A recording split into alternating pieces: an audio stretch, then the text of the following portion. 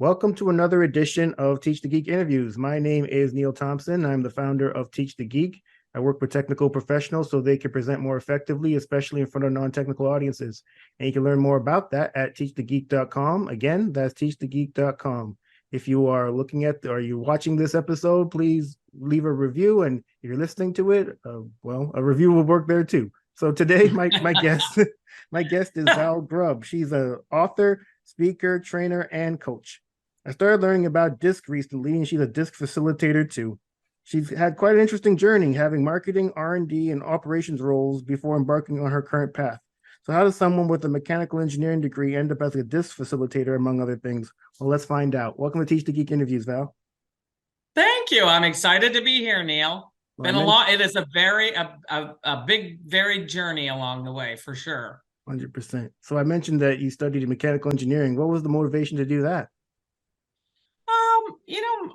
I don't know, great in math and science. Those were my, two favorite and best subjects in high school. And my brother went to Kettering University. It was General Motors Institute in Flint, Michigan. He studied industrial engineering. And I thought, I kind of like what he's doing. And I thought, let me try that. That seems like a great path for me to go forward. And so I also followed my brother to Kettering or General Motors Institute, Kettering now.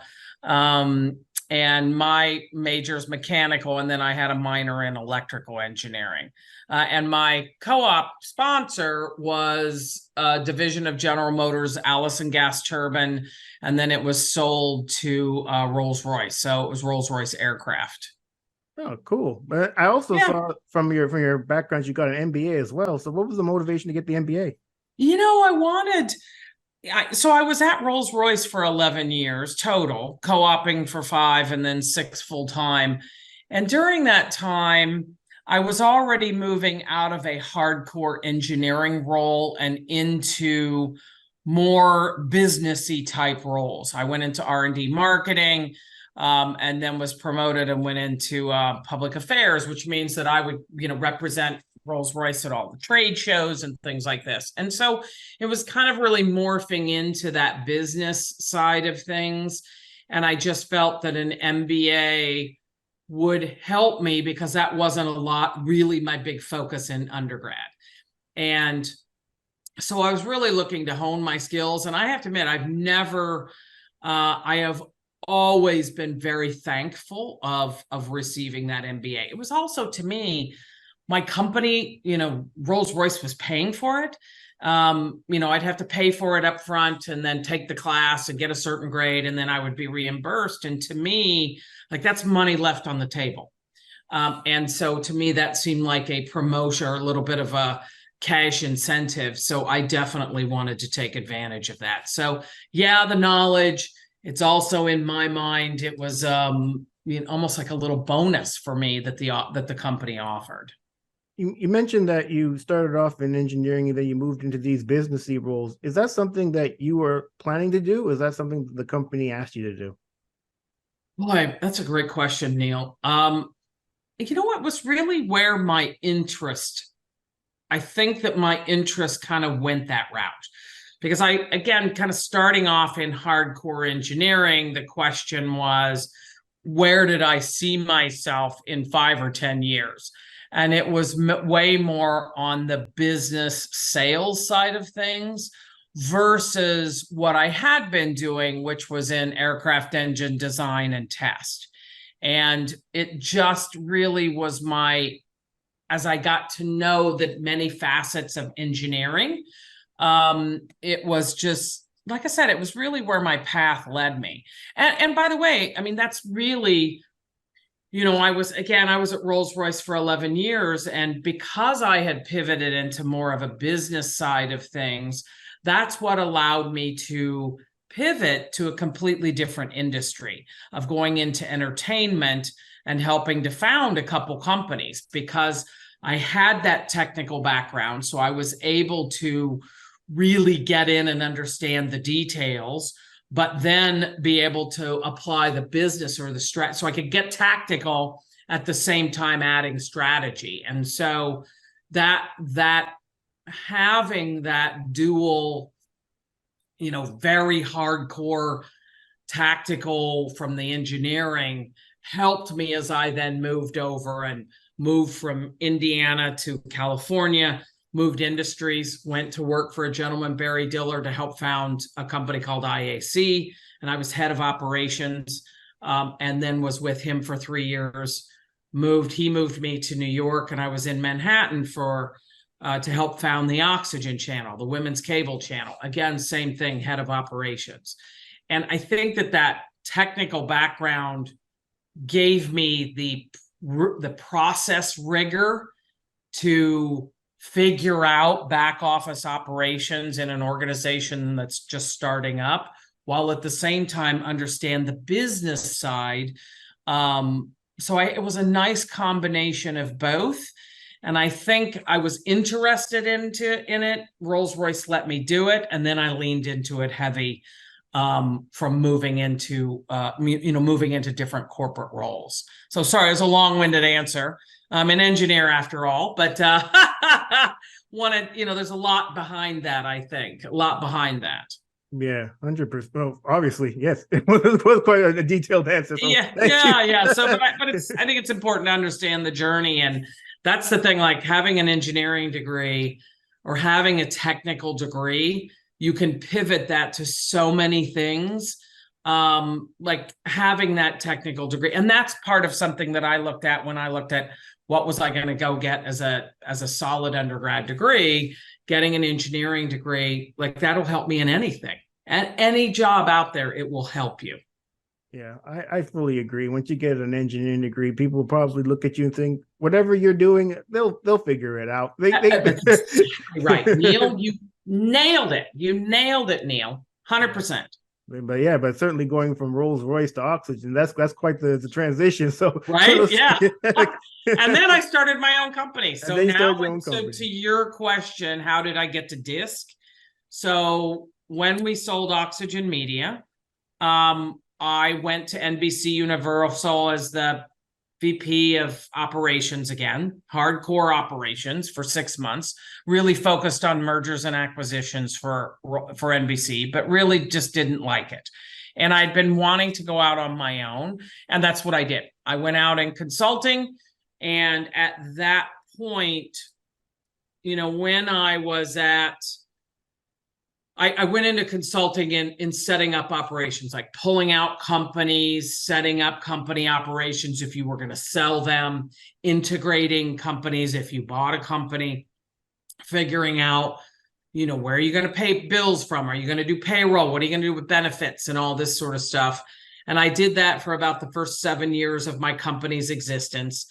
Then as the economy got better, because I started in 2008, so consulting was the rage. As the economy got better, my clients now started coming in and asking me, well, you helped us set up the company. Can you now help train our leaders to be more strategic? And that was really when I went in and got DISC certified and got DISC. I'm an authorized partner as well. So I can, sell the DISC assessments kind of thing. So that's really how it just became of what my clients were asking for. And so I put, it was worthwhile, because it's also great when I go in and consult with companies now. If I'll consult with the CEO and his direct reports, I'll have them all do DISC, so I kind of know what sort of style we're starting with. So again, that's kind of how I got involved in DISC, and it's been a good thing for my consulting practice. Yeah, I've mentioned in the intro that I've been doing some readings on DISC, and it really made me understand the differences between people and just how they take in whatever you say. Right. And it was never something that I thought of really. I recently started with these calls that I've been having, just regular networking calls, asking people, are you the type of person that likes to jump right into the nitty-gritty of the conversation, whatever the agenda is, or do you like to build rapport first? And the question always kind of makes them chuckle, because I highly doubt anyone's ever asked them that before, but the answer is like, no, rapport first. Okay, well then, How are you doing And today? you know they're either a D or an I. Chances are they're a D or an I in the disc. Yes, Yeah. exactly. And so isn't that, I mean, I think anytime we find out information, about ourselves, it's a data point. Is it the be all end all? Never. But is it a data point? And I think that's great. So, and I think it's also a little bit about, which I think, folks in tech fields are very good at, is continuing to learn, because we have that thirst for knowledge as how technology just continues to change. And so we already are kind of hardwired to want to stay cutting edge. And we have to do it about ourselves too, about finding out about ourselves as well. Things like discs, things like emotional intelligence, all of that just helps us continue that journey of learning. Yeah, I fully agree with you, Val. I mean, I mentioned also in the intro that you're a speaker. What do you typically speak about? Leadership. So I really focus on leadership, and that's pretty broad. I get it, pretty broad, but it's everything from getting out of the weeds and into the strategy, to being better at negotiations, to being able to project manage your time for the day to day. It's hardcore influencing without authority. It's again, it's leading from the chair you're in. It's about things about like growing your personal brand. So really anything to do with is about elevating employees from tactical thinking to more strategic leadership. And that's from the chair that they're in. And I've really been speaking even since my oxygen days, and even before that as well. Like, to me, having an opportunity to share your knowledge is a fantastic thing. It's a fantastic thing for your career. Now it is my career, because now what I get, paid. That's all I do, is get paid to speak, either through keynotes, through corporate training, and then I do executive coaching, which kind of gets into the consulting side of things. But it's a great thing to start doing right now. If you're in corporate America, volunteer. You raise your hand to do that speaking, because it helps get better, and then it will help you, who knows, eventually, if you're interested, to eventually get paid for it. When it comes to leadership, do you think that leaders should have a leadership style, or should they lead based on how the people they're leading want to be led? I think it's a little bit of both. I mean, I think you have to adapt. It's back to a little bit of that servant leadership. In my mind, as having led thousands of employees, my job is to unleash the greatness in all the employees who work for me. And that does mean that I have to adapt my leadership to being the best leader for each of my employees. And that does mean it changes based on what their attitude is. It changes on where their skill level is. And, is it 100% that way? Probably not, but it's about 75%, because it really comes from, as you think about leadership, what do they need from me in order to give their best every day? And so that needs me thinking about that. Now, if somebody, let's say somebody comes and says, Val, you're being too micromanaging. Okay, all right, fair comment. I'm being micromanaging because we haven't built up enough trust, so that I feel like I can let you go and work on your own and get this project done. So how can you give me more updates to know that it's going on, know that it's getting done, and yet I don't have to come back and get into your knickers? So, again, it's, is it 100% me adjusting? No, not if there's an issue that I need to come back and manage. But it is understanding that if I'm micromanaging somebody and it's killing them, then let's talk about how I can step away, how you can keep me posted that will allow me to step away. So again, that's why I say it's about 75% adjusting to them, but there's also 25% of the fact that, I still need, I need information what I need matters as well. So it's a combination. I hate to say it, it's not 100% black and white. There's a lot of gray, I think, in leading people. You know, when you were talking, Val, it made me think about equity and how big that is in the workplace these days. So if you're a leader and you have a number of direct reports, if you're going to partially lead them based on how they want to be led, is there ever instances where one direct report might say, well, you're leading them differently and that's not equitable because it's way different than how you're leading me, and I don't see that as being fair. What do you think about that? It's an I mean, but I think the key is it's not about, I mean, equity is about meeting people where they're at. So, it's, I mean, certain people, like, if I think about, if I hire somebody at a director level who has less experience. So who has less experience versus I've got another director that's got a boatload of experience, I can't treat them the same. And so I have to meet that director where they're at. And it is like, I have to meet them. I could tell you this, I've never had somebody say to me, you're leading them differently. I have had somebody say, you favor somebody more. And I said, all right, tell me a little bit more about that.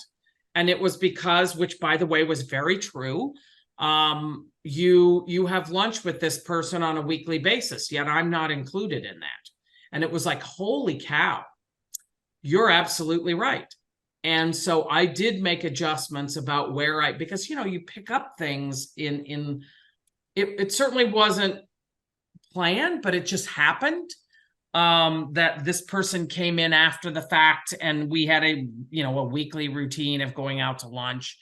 And so I included this person from then on to make sure that they got more of the spotlight, that they got as much casual time with me as I was giving. But I've never had somebody come up and say that I'm leading differently. Because again, it is about every employee. It's based on their skill versus their attitude. If you treat everybody the same, I'm assuming that everybody's at the same level. And I think that's a tough thing. I think that's a tough thing to assume if I've got an employee who needs more help and I'm not willing to give them more help in order for them to succeed. I mean, take an example. Like if I've got somebody who's led employees for a long time, and they have direct reports, I don't have to spend as much time with them on how to motivate and engage their employees because they know how to do it. But if I come back and promote somebody to being a manager, to now managing people, if I promote one of my direct reports and they now need to manage people, their skill level is not at the same level. So I'm going to have to help them more. Now I can't do that, to your point, Neil, I can't do that to the exclusion that I don't help my superstar, but I've got to make sure that I give that other person who needs help, I've got to be there for them. I don't know. Like I said, I can tell you that that's what I have found in my managing of lots and lots of employees. When you're speaking, Val, that example you gave of the direct report that said you favored this other person, and because you never invited them to the lunch as well, I don't know, that just kind of rubbed me the wrong way. Because they're coming to you with a complaint as opposed to a request. Perhaps they could have just asked, could I be included in these lunches? Well, what it was is, in this specific example, they were included in the lunches. It was just at a time that they had a standing meeting on a project. So, and we just never thought of adjusting, we just kind of did the same routine. But absolutely, this person was invited to the lunch, but we didn't make accommodations to make sure that this person was able to attend. And you know what? Let me say this, that how I found this out was my asking, how can I be a better leader for you? And the comment was, well, I'd like a little more time with you, like the time that you give to employee A. And I'm like, well, what do you mean? Because it feels like because I meet with them individually at the same amount of time. And the comment was, well, you actually go out to lunch with this employee every week. And it was like, yes, I do. And I'm like, why don't you join us? Well, because it's this standing time. And I said, we will change that. And we changed it from Friday to Thursday. So it wasn't, that didn't rub me the wrong way. I asked the question, how can I be a better leader? And when somebody says to me, well, I'd like the same, and let me say, I can tell you this, Neil, that from then on, I paid way more attention to who I was spending casual time with. Because again, back to your comment about equity, spending casual time with the boss, I have to be equitable about that. And I have to give the opportunity. And yes, of course, I asked them, but I made no adjustment. And so it was a big eye opener for me at that moment that I need to be thinking of that, because time with the boss is valuable. And you learn things with the boss. I used to be, at Rolls-Royce, the guys would go out and play golf, and I hated playing golf. So I didn't go. But I missed a lot of good time with my boss, a lot of good casual face time. So I eventually took it up and hated every second that I spent on that golf course. But I did it because it made time to get face time, the same amount of face time with my boss. So I try not to, when you ask people how to be a better boss, which I do on a quarterly basis with my employees, even to this day, if they tell me something, I can't come back and get mad at that. I don't have to do it. I don't have to do anything different. But if I've asked for feedback, I have to come back and listen to it. And this employee was right. We needed to adjust to make sure that they had as much casual face time, just like back to that golf course. I didn't have the option to go to a movie or do something else with my boss. I had to adjust to my boss. I think it's worthwhile as a boss to try to adjust to make sure, again, back to your equitable question, that I don't pick, if I have an employee who doesn't drink and doesn't want to go to the bar, and we happen to, one of our team activities is to go to the bar, and for whatever reason they have an issue going to bars, I need to be mindful of that. And I need to think about, maybe we go out for coffee, maybe we go out for ice cream. There's so many other things that I can do to adjust what I do to make sure that everybody's included. Indeed. So does that mean that if one person of, say, 10 direct reports doesn't want to go to the bar, but everyone else wants to go, I guess the bar ain't it. We gotta go find and do something else. It has to be 100% buy-in or nothing. I don't know about that, but it's never 100%. Somebody's always going to be mad, whatever you do. I do have a tendency to do majority rule, but I can't have that activity the same every time. Why not? And by the way, again, and this is a scenario that I've run into, that I had an employee whose practices couldn't go to a bar. That's just not something that this person would want to do. And that, did that mean it stopped me from going to the bar? Absolutely not. But I made sure that we also did lunches during the day, that we did other things. We would go to a museum, by the way, that had a bar, but yet we could go to a museum and this person's going to a museum. So it's just about being more creative, I think. And, this person worked for me. I want them to do the best for me. So if they're doing their best, I win ultimately. And I think it's just being a little more mindful versus, well, you'll never be able to go to the bar with us. Good luck. Sorry about that. I just think that, we can be somewhat accommodating, but, 100%, maybe not. But I think if there's a workaround, we need to think about it. I say this because, we had an employee who was in a wheelchair. like I can tell you, we wanted to, before this person hired in, we'd do some crazy stuff like, those teamed things where you're hiking through the woods and stuff like that. We couldn't do that anymore because now we had somebody who was in a wheelchair. So we had to think about, I'm not going to exclude this person. I need to figure out how I can involve this person. And yet what's the goal of us hiking through the woods and figuring out a more creative way that we could include this person, because I can't go, stalking through the woods and swinging from tires and stuff like this, or playing paintball or whatever. So, like I said, I just think, again, back to this idea of equity, you have to be mindful. Can everybody participate? Is this something everybody wants to do? Again, maybe we go to the bar once, but if there's a way to accomplish team building in other ways that doesn't involve the bar, then, add that into the repertoire. Nice. Val, when it comes to this channel, it started because of my own struggles giving presentations in front of others. And then I started doing these interviews with people that have technical backgrounds like myself.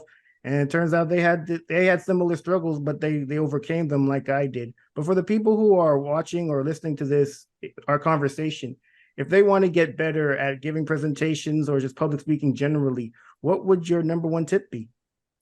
Gosh, number one. All right, it may be a number one with parts A through C. I think the biggest thing is think about the audience. Everything starts with the audience.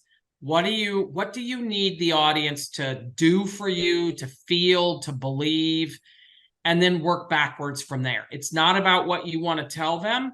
It's about what your goal in presenting to them based on the people that are there. So people that are senior levels, they're going to have different decisions than somebody who's your boss.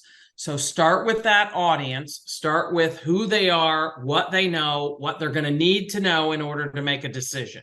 And then whittle that down to its bare essentials. If you're told you have 20 minutes to present, cut that in half. And don't tell people the how. The how of doing your job is not relevant. It's what did that result in? What was the result of that 6 months worth of work? And give them the results for senior level folks so that they can make decisions. So really start with the audience. Think about not what you want to deliver, but what they need to know in order for them to think, feel, or do what you want them to do. And then cut your time in half. And the last piece I'll say is to practice.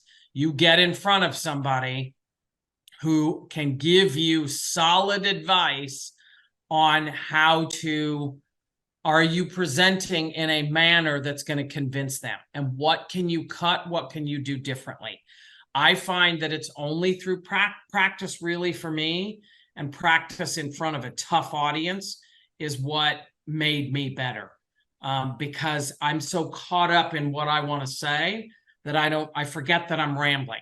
Or they're like, Val, this is not necessary. Stop whatever you're talking about. Get to the point. And a tough audience can get you back on track, presenting to the audience and telling them what they need to know.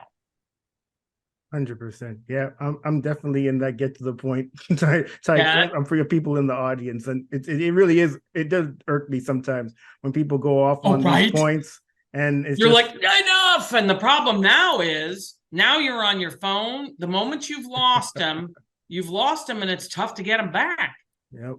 You're on the phone. Tough to get them back. You're on your phone. You're staring off into space. You're thinking about what you're going to have for lunch, all kind of things. Anything but actually listening. This has been a great conversation. Things going on. Well, hopefully, I know I rambled on a bit, Neil. So hopefully, you haven't been contemplating your lunch during our discussion. Oh, I already knew what I was going to have before we even started. I'm having Thai food today. We're going for some green curry. That sounds absolutely awesome. That sounds way better than whatever I'm going to have. I can tell you that. Wonderful. This has been a great conversation, Val. Thank you so much for being a guest. How can people get in touch with you? You can, I have a website, valgrubbandassociates.com.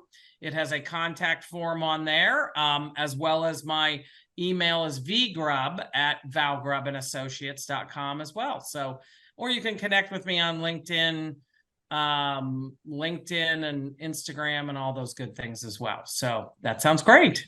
Excellent. Well, everyone, that marks the end of another edition of Teach the Geek interviews. My name is Neil Thompson. I'm the founder of Teach the Geek. I work with technical professionals so they can present more effectively, especially in front of non-technical audiences. And if you want to know more about that, you can go to teachthegeek.com. Again, that's teachthegeek.com. Until next time, take care and stay safe. Thanks, Val.